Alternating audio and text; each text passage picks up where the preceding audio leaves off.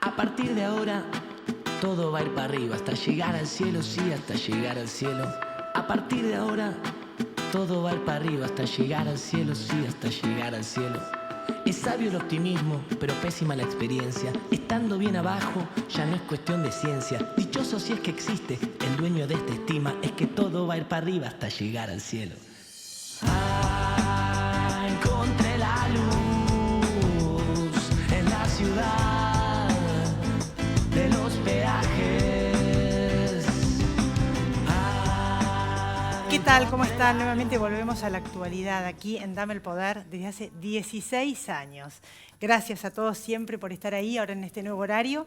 Hoy vamos a hablar de actualidad, fundamentalmente de economía. En estudios, el ex presidente, director ejecutivo de la Fundación Exportar, Marcelo Elizondo, por el acuerdo Mercosur-Unión Europea, y Augusto Vergette, financista, economista. Vamos a hablar de cara a estas elecciones de las PASO el 11 de agosto, que falta tan poco y está todo tan convulsionado en cuanto a las encuestas. En estos últimos días se achicó la brecha, según la mayoría de las encuestas, entre el oficialismo y la oposición. Era una diferencia grande y ahora se achicó. Algunas dicen a solo 2 puntos. Pero más allá de los detalles, tiene mucho que ver en esto esta estabilidad que hay cambiaria. Hace más o menos 2 meses que el dólar está estable, bajó el riesgo país, menos de 800 puntos, es el más bajo de los últimos meses.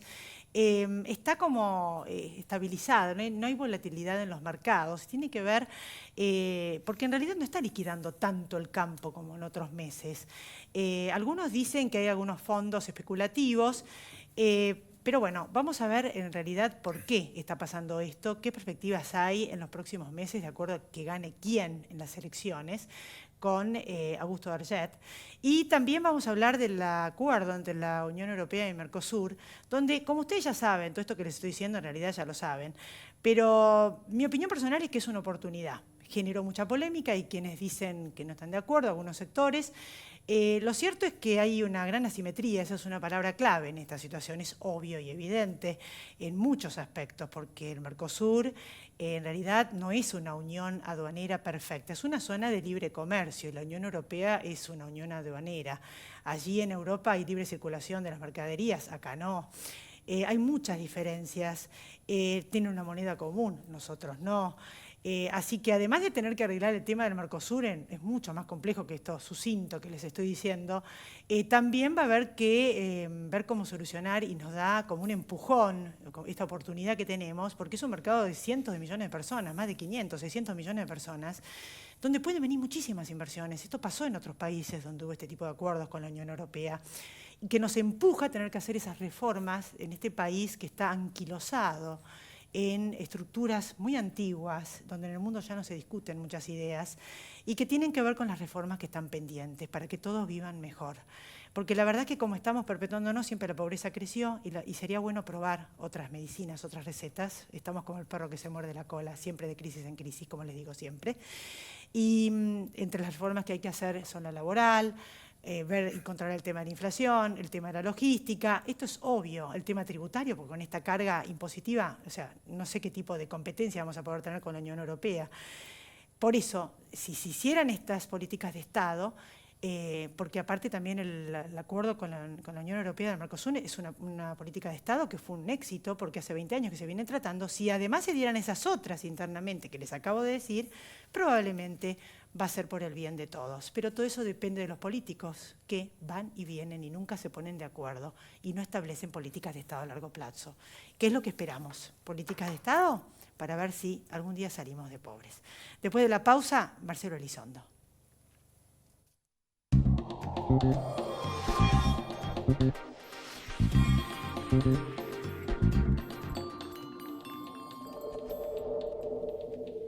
Sí al 99% de cloacas, sí al 100% de agua potable y sí a tener uno de los índices más bajos de mortalidad infantil de América Latina. Grupo Petersen, desde 1920, construyendo el país.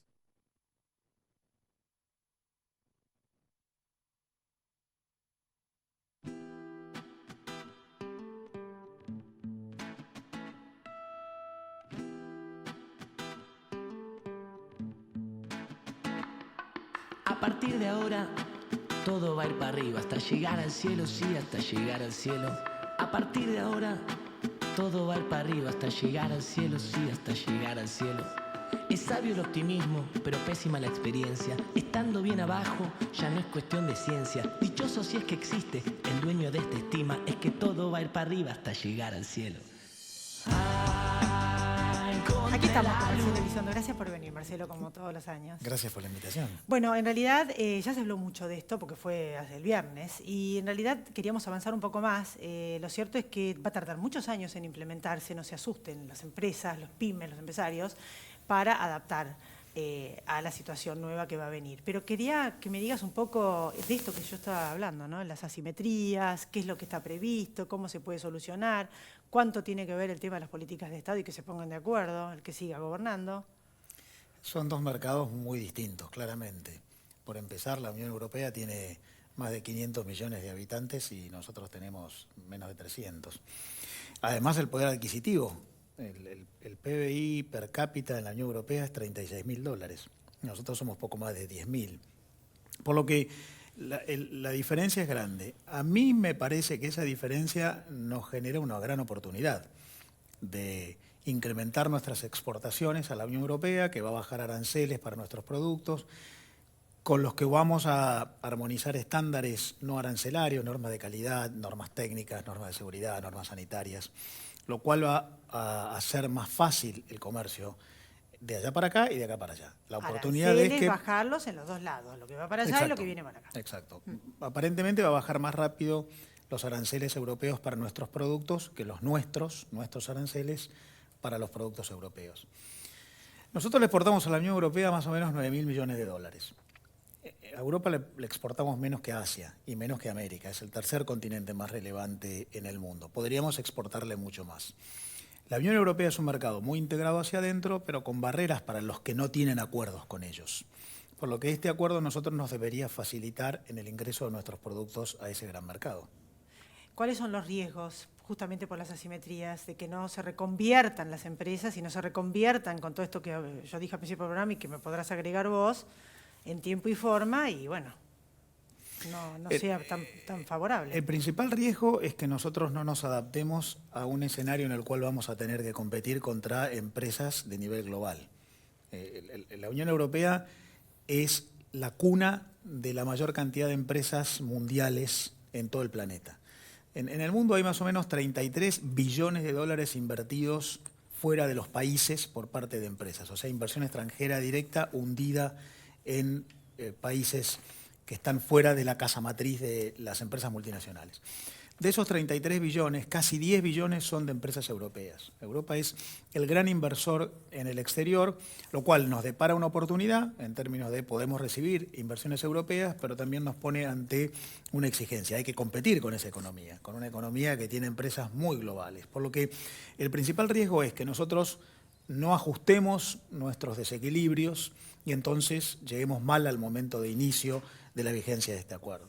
Yo creo que nosotros tenemos obviamente que corregir la macroeconomía con desequilibrios excesivos que no son tolerables. Te los puedes bancar con una economía cerrada, protección, subsidio y alguna devaluación y acomodaste. En una economía más abierta eso se paga caro. Yo creo que hay que corregir nuestra deficiencia en materia de infraestructura, transporte, logística, puertos. Creo que hay que corregir las estrategias de las propias empresas, que si se ordena la macro tendrán que empezar a tender hacia el desarrollo de negocios internacionales. Por lo que el riesgo es, si no nos preparamos para un contexto económico diferente, y ahí sí la podemos pasar peor.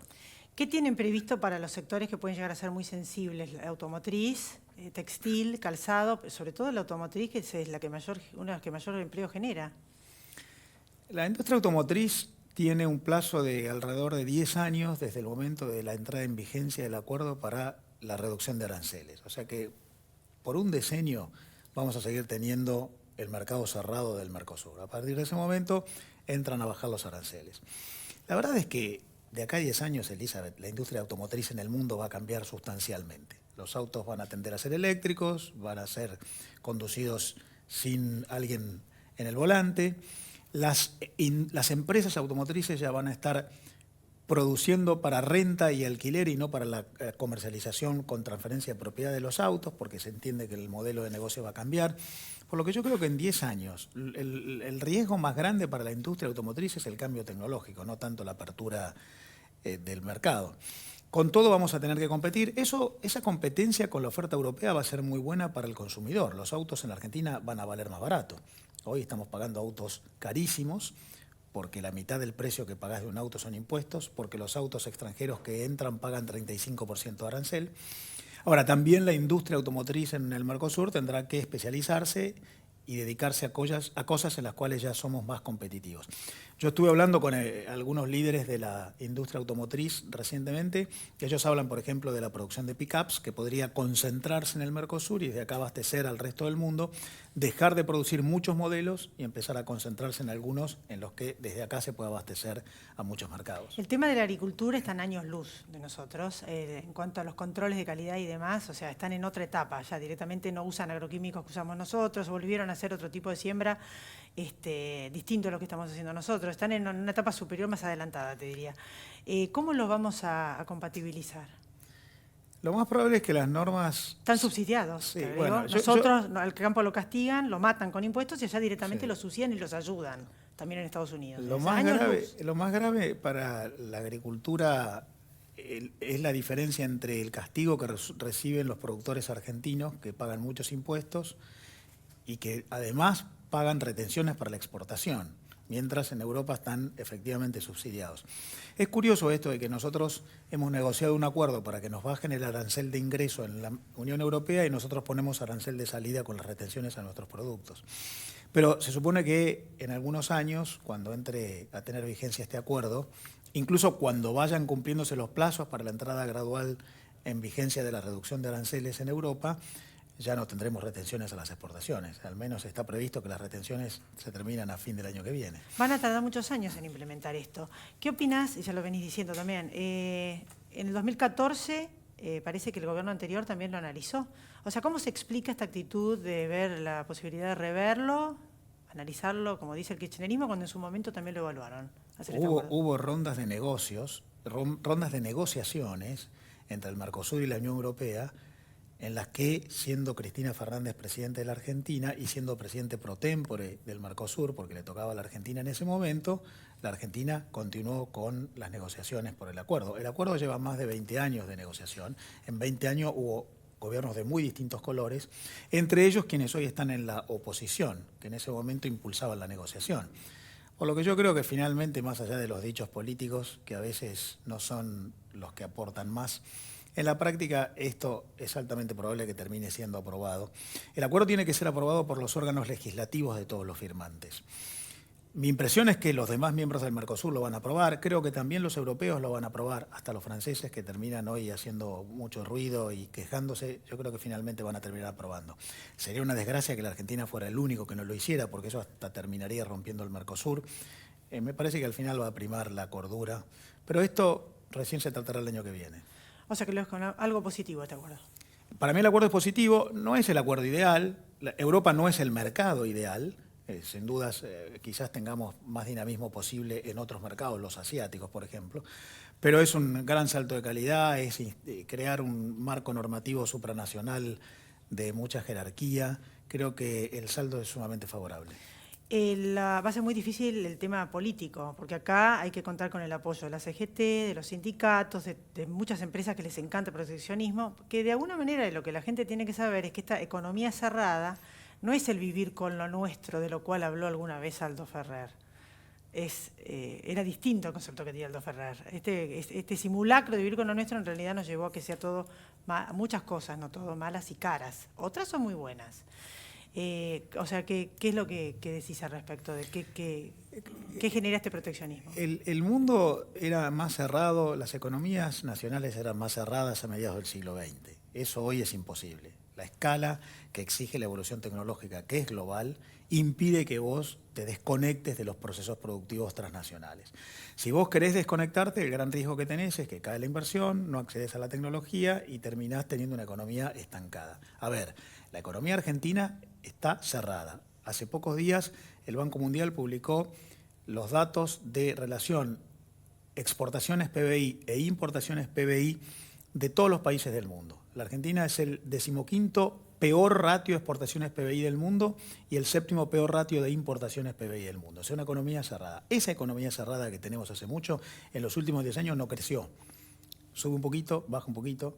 Entonces, la verdad es que con la economía cerrada los resultados recientes no son buenos.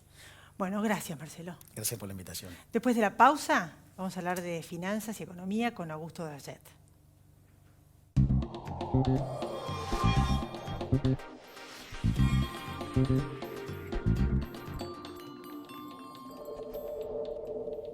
Una garantía de alquiler que te abre más puertas. Provincia Seguros te acompaña con un seguro de caución en 24 cuotas, sin límite de edad y solo con tu firma. Llama al 0810-222-2444. Provincia Seguros, una empresa del Grupo Provincia.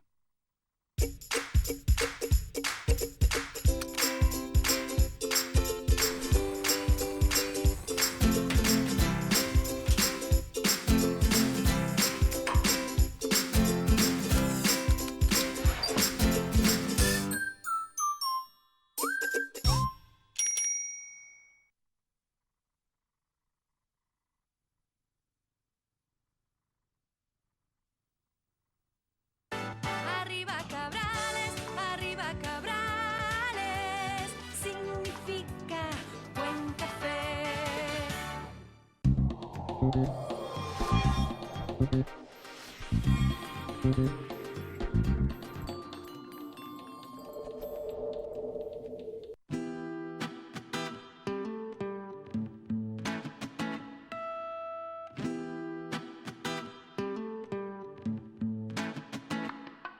A partir de ahora, todo va a ir para arriba, hasta llegar al cielo, sí, hasta llegar al cielo. Aquí estamos, seguimos en Dame el Poder. Gracias por venir, Augusto Darget. No, muchas gracias por la invitación. Bueno, ¿qué opinas del acuerdo Unión Europea-Mercosur? El acuerdo como tal da libertad para que comercies todos los productos que quieras. Yo estoy a favor de todos los acuerdos de libre comercio. Pero me parece que Argentina está jugando otro partido. Esto de hablar de abrir rápido la economía o no, en esta situación donde la presión impositiva es insoportable, donde los empresarios no acceden a crédito, donde si acceden pagan tasas superiores o similares al 100%, abrir la economía sería criminal. Entonces lo que me parece bueno es que pone a la Argentina en la espada de Damocles. Primero el Estado haciendo los deberes para bajar esa presión impositiva y después el empresario que una vez que tenga dadas las herramientas se anime y diga ahora sí compito. Entonces me parece que nos va a sacar la careta como sociedad si vamos para adelante con el acuerdo o no. La espada de Damocles para que no haya tanta carga de impositiva, van a tener que bajar el gasto. ¿Cómo haces para bajar el gasto en un país con tantos pobres? Yo creo que deberíamos ser un poco más pragmáticos. Me encantaría que nazca el PSC, el Partido del Sentido Común. El 65% del gasto público argentino está dado por el tema previsional. Y cada tanto te aparecen gente que te dice hay que echar 1,5 millones de empleados públicos y otras personas que dicen los derechos adquiridos no se mueven. Y yo creo que hay algo en el medio que es, por ejemplo, congelemos las vacantes durante 2 o 3 años, las personas que se retiran, no son cubiertos esos cargos. ¿Saben qué? La gente que fue jubilada sin haber aportado nunca, ya esto es por ley, el derecho está adquirido. A partir de ahora, el que no aporte nunca en su vida no va a tener una jubilación. La gente antes trabajaba 30 años y el Estado pagaba 5 años porque la expectativa de vida era bastante baja cuando se creó esta ley. La gente en general fallecía a los 65, 70 años, por eso esas edades.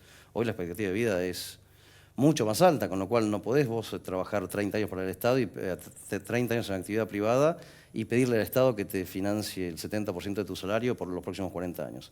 Entonces hay cosas de sentido común que no tienen nada que ver con ideología, que son barreras que los políticos argentinos van a tener que cruzar para mejorar la economía. Y ahí sí, cuando el empresario ya no tenga la excusa de echarle siempre la culpa al Estado, va a tener que decir, ¿sabes qué? Ahora mi producto sí es competitivo, bajar los aranceles, compito con cualquiera. Entonces, por eso me parece que este es un desafío para el Estado y para los empresarios argentinos. Bueno, el contexto político designa de alguna manera la economía. Frente a las elecciones, en este momento esta calma favorece al oficialismo. Pero ¿qué puede pasar y cuáles son las perspectivas, por ejemplo, frente a las PASO y después la primera vuelta? ¿Qué pasa si tiene una gran ventaja la oposición, Cristina Fernández Kirchner y Alberto Fernández? Al revés, en realidad. ¿Y qué pasa si tiene una paridad el gobierno con la oposición? Como dice el libro El Cisne Negro de Taleb, los problemas nunca vienen por donde uno los espera. Entonces, hoy hay 100 encuestas, ninguna coincide entre sí, pero lo que aparentemente se puede llegar a dar es que las PASO no las gana el oficialismo, producto de que es la primera vez que tiene una oposición por derecha, y después te dicen, bueno, supuestamente la gente que va a votar a los espacios de centro-derecha, en el caso de que haya un balotaje o que la diferencia sea muy grande en las PASO, se va a volcar por el oficialismo. Me parece que sería más importante, entonces, para seguir refiriéndome a ese punto, como todos los operadores financieros están más o menos con esta misma historia en la cabeza, pensando que desde agosto a octubre la sociedad va a tener la sensación de que la oposición le lleva 5, 6 o 7 puntos al oficialismo, todo el mundo está pensando, bueno, evidentemente la gente va a ir al dólar o van a bajar las acciones, pero esto ya está en los precios y lo que se sabe es que hay un poder de fuego muy grande del lado del Banco Central como para poder hacer frente a cualquier tipo de movimiento financiero hacia ahí. Más allá de eso, lo que más nos preocupa a todos es no escuchar hacia dónde vamos, cuáles son las propuestas de los partidos políticos, teniendo en cuenta básicamente que en la Argentina hay 35% de pobres, estamos hablando de más de 12 millones de personas, y bajo todos los colores políticos durante los últimos 100 años hemos creado esto y creo que el mercado espera otras propuestas. Ahora, por otro lado somos tremendistas y el mundo nos evalúa por nuestro pasado y no por nuestros números. Hoy tenés récord histórico en el mundo de tasas negativas, tenés países con infinidad de problemas, el caso de Italia, por ejemplo, que tiene 180% de deuda contra su PBI, están hablando de crear una cuasimoneda en cualquier momento, las diferencias entre el oficialismo y la oposición son increíbles y los bonos en Italia rinden 1,8% anual a 10 años. Un bono argentino a un año rinde 15% anual. Tenés, lo mismo lo puedes ver en Grecia, incluyendo, si querés venir para esta zona, México todas las semanas tiene algún problema con Trump. A su presidente le están criticando que no fue a la reunión del G20. La verdad es que las condiciones están empeorando día a día económicamente y sus bonos no rinden nada, menos del 5%. Evidentemente, a la Argentina no lo están evaluando por sus números, lo están evaluando por su historia. Vamos a explicar a la gente el hecho de que rinden mucho y que pagan muchísimo por los bonos argentinos es porque es por la enorme inseguridad. Bueno, o sea, mayor riesgo, más pagan. Voy a contarlo más fácil. O sea, el país que más deuda tiene en el mundo es Japón. El segundo país que más deuda tiene en el mundo es Estados Unidos. Un bono del Tesoro americano a 10 años rinde 1,95% por año. Un bono argentino rinde 16% anual en un año. Que ahora nos vas a explicar entonces por qué es. Yo así, visto de afuera, digo es por el riesgo. Cuanto bueno, mayor riesgo, más lo peor. que te estoy contando es que hay países con muchísima más deuda con respecto a su PBI que Argentina. No debe haber menos de 70 países con más deuda que la Argentina con respecto a su PBI. Y Argentina es de lo que más rinde porque hemos hecho 7 defaults a lo largo de nuestra historia. Entonces, somos defaulteadores seriales. Hemos dejado de pagar infinidad de veces. Entonces el mundo dice, ¿sabes qué? De números no estás tan mal, de hecho está bajando un poco la inflación, de hecho has parado la emisión monetaria y tu deuda no es tan grande, ni siquiera llega al 100% del PIB, quizás es del 85, del 90, según como quieras tomar los números. Sin embargo, te exijo demasiada tasa de interés para comprarte, porque sé que en cualquier momento me engañas de nuevo. ¿Y qué va a pasar? Porque la verdad que, o sea, yo a veces digo, los mercados, está bien, ya sabemos que los fondos de inversión y demás, pero también los pequeños y medianos son los mercados. El que tiene una pyme, el que tiene una platita ahorrada y la pone, ¿no es cierto? Son todos un poco el mini mercado.